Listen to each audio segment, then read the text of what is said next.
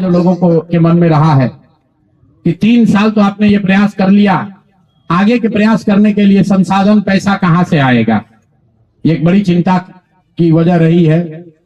कई लोगों को लग रहा है कि प्रशांत किशोर आए थे पैसा वैसा लेकर, अब तो 3 वर्ष हो गया, पैसा कितना दिन चलाएंगे, भाग जाएंगे छोड़कर।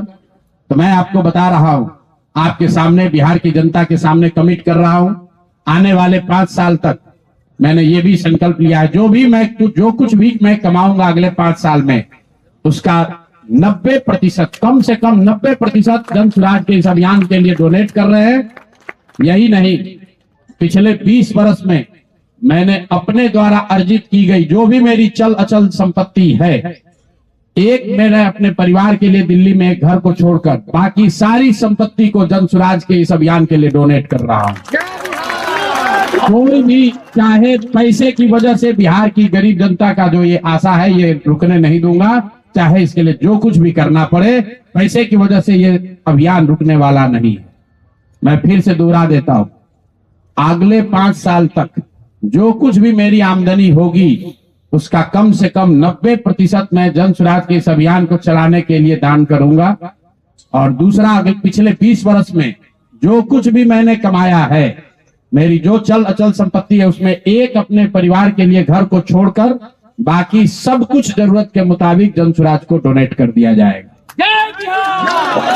इसके साथ ही मैं आपसे ये भी, आपके जरिए बिहार की जनता से, जन सुराज से जुड़े हुए लोगों को ये आह्वान करना चाहता हूं, आप भी संकल्प लीजिए।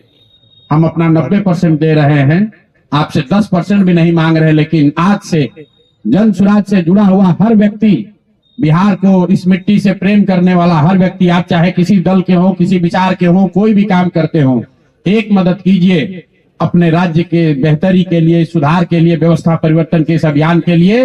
कम से कम 1000 रुपया जरूर आप डोनेट कीजिए, 1000 रुपया जन सुराज को जरूर दीजिए। अगर आप बहुत गरीब हैं, आपके पास 1000 रुपया नहीं है, तो समाज से चंदा करके दीजिए। लेकिन अगर आप जन सुराज में जुड़े हैं, जन सुराज के इस प्रयास की सराहना करते हैं, तो सिर्फ YouTube पर कमेंट करने से नहीं होगा, सिर्फ धक्का करके मेरे से मिलने से नहीं होगा कि भैया हम हमारे साथ, आपके साथ हैं। अब 1000 रुपया का कंट्रीब्यूशन आपको करना है। मेरा विश्वास है कि बिहार की 13 करोड़ जनता में से अगर 1 करोड़ लोगों ने भी 1-1000 रुपया का योगदान कर दिया, तो अगले 5 साल तक इस अभियान को कोई रोक नहीं पाएगा। इसलिए ये जरूरी है। और साथ ही अब आगे से मेरे से मिलने वाले लोग, मैं अब उस किसी व्यक्ति से नहीं मिलूंगा जो जन सुराज के इस अभियान में कम से कम 1000 रुपया का जिसने योगदान न किया हो।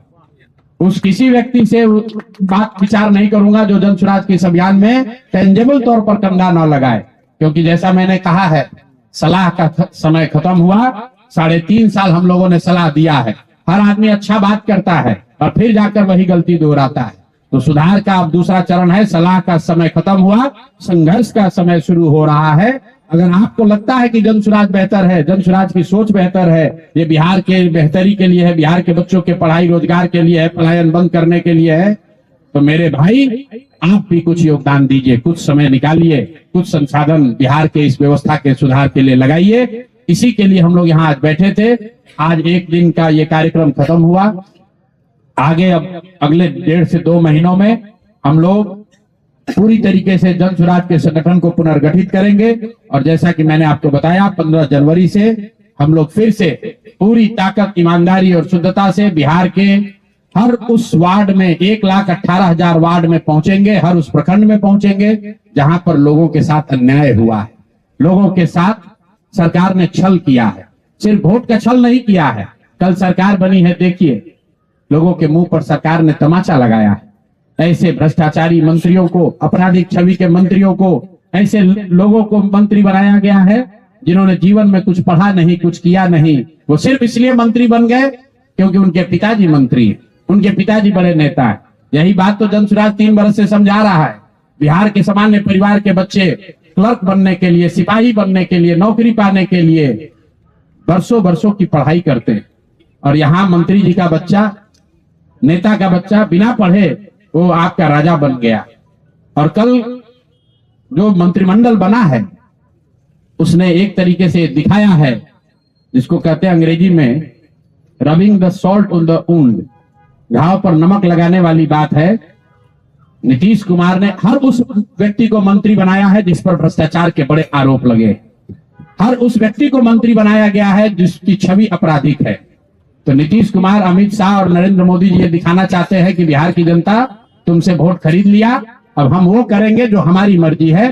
तुम्हारी भावनाओं का, तुम्हारे कष्ट का, तुम्हारी चिंताओं की चिंता करना हमारा काम नहीं है। तो जन स्वराज उसके विरोध में खड़ा है, दल के तौर पर खड़ा है, सामाजिक व्यवस्था के तौर पर खड़ा है, सोच के तौर पर खड़ा है। ये जन स्वराज को चुनाव हराया नहीं गया है, जन स्वराज चुनाव नहीं हारा है, जन स्वराज की सोच को कुचलने का प्रयास किया गया है, हम लोग के मनोबल को तोड़ने का प्रयास किया गया है। ये प्रयास है कि जन स्वराज के लोग हतोत्साहित होकर छोड़कर भाग जाएं। हम लोग पीछे हटने वाले नहीं हैं। अगर गांधी का सिर्फ फोटो नहीं लगाते हैं, गांधी जी से सीखते हैं और जो कुछ भी छोटी मोटी समझ, जो ताकत, जो क्षमता भगवान ने दी है, वो गांधी की उस सोच से, बाबा साहब की सोच से अलाइंड है। और मैंने पहले कहा है, पेशेंस और परसिवरेंस, ये 2 P जो गांधी सिखाते हैं, एक ही चीज पर लगे रहना है। अगर हम लोग को लगता है कि हमारा रास्ता सही है तो इससे कोई घबराने की जरूरत नहीं है, सफलता मिलेगी ही मिलेगी। मैंने जो बात पहले कही है कि अभिमन्यु को चक्रव्यूह में, महाभारत के चक्रव्यूह में अभिमन्यु को घेर कर छल से लोगों ने मार दिया, लेकिन अभिमन्यु को भगवान खुद अभिमन्यु के साथ थे, खुद पांडवों के साथ थे, फिर भी अभिमन्यु को मार दिया गया। अर्जुन जैसे वीर के पुत्र को छल से घेर कर मार दिया गया, जबकि भगवान भी उनके साथ थे। लेकिन मेरे भाई, वो क्षणिक सफलता थी, अंततः जीत उसी की हुई जो सत्य के साथ था, जो धर्म के साथ था, जो सही के साथ था। अंततः जीत पांडवों की हुई है। तो उसी तरह अगर जन स्वराज की सोच सही है, हम लोगों के सोच में, हमारे प्रयास में ईमानदारी और शुद्धता है, तो जीत मिलनी ही मिलनी है। कोई घबराने की बात नहीं है। 2 बरस लगे या 4 बरस लगे। बहुत बहुत धन्यवाद।